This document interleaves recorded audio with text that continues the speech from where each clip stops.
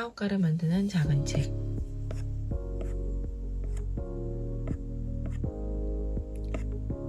사업가의 마인드 세팅. 직장인과 사업가는 다른 종족이다. 첫 번째는 보상체계에 대한 이해입니다. 재택근무가 활성화되긴 했지만 일반적인 직장인은 하루 9시간 동안 회사에 머물면서 주어진 자신의 업무를 해내면 돈을 받습니다. 두 번째는 일을 완수하는 태도입니다. 업무에 따라 다르긴 하겠지만 직장인의 경우 주어진 업무를 완수하지 못해도 괜찮을 때가 많습니다. 세 번째는 비판을 감수하는 자세입니다. 직장 생활을 할 때 저는 제가 만든 작업물이나 진행 중인 프로젝트를 누가 비판하면 굉장히 괴로웠습니다. 하지만 사업을 시작하면 비판이 일상이 됩니다. 네 번째는 의사결정 능력과 자기확신입니다. 사업은 의사결정의 연속이라고 해도 무방합니다. 무엇을 언제 어디서 어떻게 왜 할지 스스로 모든 스케줄을 결정하고 그것이 맞는다는 확신이 되면 곧바로 수행해야 합니다. 사업가는 일을 잘하는 사람이기보다 완수하는 사람이다. 사업을 반드시 해야 하는 이유. 첫 번째는 세금 때문입니다. 자본주의 사회에서 국가의 세금 중 가장 많은 비율을 차지하는 이들은 누구일까요? 다름 아닌 직장인입니다. 둘째는 통제권 때문입니다. 직장인의 경우 급여나 일자리의 통제권이 본인에게 없습니다. 셋째는 성장 때문입니다. 책임감이라는 측면에서 볼 때 사업가의 책임감은 직장인보다 클 수밖에 없습니다. 클라이언트로부터 받는 일을 반드시 책임지고 해내야만 합니다. 월급 루팡이 될 수가 없죠. 그래서 계속 공부하고 꾸준히 노력할 수밖에 없습니다. 넷째는 수익 때문입니다. 당연한 말이지만 사업 수익에 한계점은 없습니다. 사업가는 무한대로 돈을 벌 수 있습니다. 다섯째는 시간 때문입니다. 피고용인은 고용주에게 시간을 빼앗깁니다. 진짜 부자는 경제적인 자유보다 시간의 자유를 누리는 사람입니다. 여섯째는 조금 더 재미있게 살 수 있기 때문입니다. 직장인은 자기의 일을 선택할 수 없습니다. 고용주가 시키는 일을 해야 하죠. 그래서 그 일이 재미없어도 합니다. 그리고 마지막 일곱째는 우리 모두는 언젠가 사업을 할 수밖에 없기 때문입니다. 회사가 나를 평생 책임지지는 않기 때문이죠. 우리 모두는 언젠가 사업할 수밖에 없다.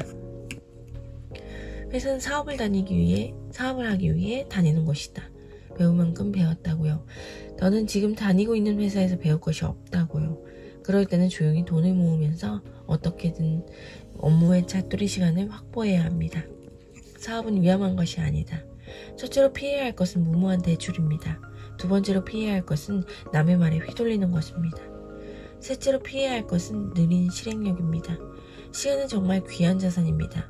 잃어버린 돈은 되찾을 수 있지만 잃어버린 시간은 되찾을 수가 없죠. 공부는 그만 60% 준비되었을 때 시작할 것. 성공이란 목적지로 단번에 가는 지도는 누구에게도 주어지지 않습니다. 그저 내가 한 발 내딛는 순간 켜진 등불로 지도를 밝히며 나아갈 수 있을 뿐이죠. 100% 완벽하지 않더라도 일단 시작하라. 완벽이 아닌 완수에 익숙해져라. Done is better than perfect. 완벽한 것보다 완수하는 것이 더 낫다는 뜻입니다. 사업은 전 과목을 100점 맞아야 되는 시험이 아닙니다. 몇몇 과목을 7, 80점 맞더라도 관문을 넘어설 수 있습니다. 저 또한 제가 하고 있는 사업의 모든 부분을 100점을 받지 못합니다. 사업을 구축해가는 과정에 실망은 반드시 따를 수밖에 없다는 걸 기억하세요. 저 또한 사업의 미숙한 탓에 여러 번 클라이언트를 실망시켰습니다. 하지만 그 실망을 발전의 계기로 삼느냐 사업을 접을 이유로 삼느냐로 결과도 달라집니다. 후배 사업가들에게 꼭 말해주고 싶습니다. 완벽주의보다 최선주의를 목표로 삼으라고. 일은 벌려놓고 책임지면서 진행하는 것. 어떤 일의 마감 기한이 24시간 이내라면 24시간 만에 해내고 4시간 이내라면 4시간 만에 해낸다는 것이죠. 이처럼 일을 완수하는 데 주어지는 시간이 길면 길수록 효율적이지 못합니다. 우리는 마감이 없으면 일을 끝내지 못합니다. 한없이 늘어지고 게을러지고 더 완벽하게 하고 싶어지죠. 사업은 어떨까요? 사업할 때 가장 큰 리스크가 바로 일이 진행되지 않는 것입니다. 따라서 항상 마감 기한을 정해놓고 일을 착수하는 것이 좋습니다. 단 스스로 정한 마감은 의미가 없습니다. 주변 이해관계자들을 동원해 책임감을 부여받을 필요가 있습니다. 그렇지 않으면 마감 기한이 언제든지 뒤로 미뤄질 수 있죠. 사업은 고통스럽지만 고통의 역치는 높아진다. 문제가 생길 것을 미리 예측하며 겁내지 마세요. 사업을 시작했다가 문제가 생기면 어쩌나 두려워서 그저 직장 생활에 만족하는 사람이 있습니다. 그런데 아시지 않습니까? 직장 생활에도 문제가 없는 건 아니라는 것을. 그러니 문제를 만나면 오히려 웃으세요. 어차피 언젠가는 해결됩니다. 못해서 안 하는 게 아니라 안 해서 못하는 것. 배우면 할 수 있고 또 배우면서 할 수 있는 분야가 바로 사업입니다. 날 때부터 사업가는 없습니다. 그저 하다 보니 그렇게 되었을 뿐이지요. 당신이 안 해봐서 못하리라 짐작하는 건 아닌지 생각해보세요.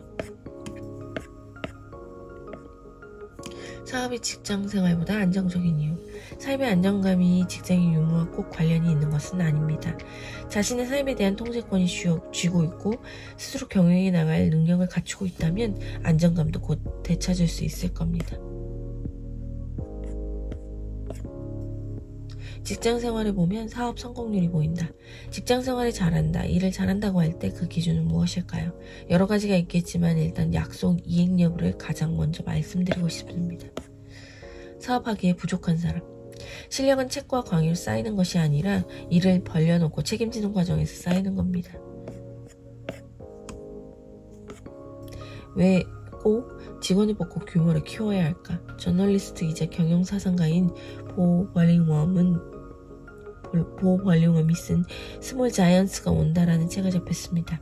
책에서 그는 어느 기업에 사업하는 이유를 관한 글을 소개했습니다. 그 기업은 나 자신의 실력을 갈고 닦고 일하기 좋은 환경을 창출하고 고객에게 훌륭한 서비스를 제공하고 파트너들과 좋은 관계를 맺고 지역사회에 기여하고 행복한 삶을 영위하기 위해 사업을 한다고 밝혔습니다. 수익이 중요하지 않다는 말이 아닙니다. 그저 수익만의 유일한 목표나 최우선 목표가 아니라는 말입니다. 돌이켜보니 제가 사업을 하려고 했던 것도 다른 사람이 원하는 삶이 아니라 내가 원하는 삶을 살아가기 위해서, 내가 가진 탁월함을 더 빛나게 사용하기 위해서, 다른 사람이 자신의 탁월함을 발견할 수 있도록 도와주기 위해서였습니다. 276일차 독서였습니다.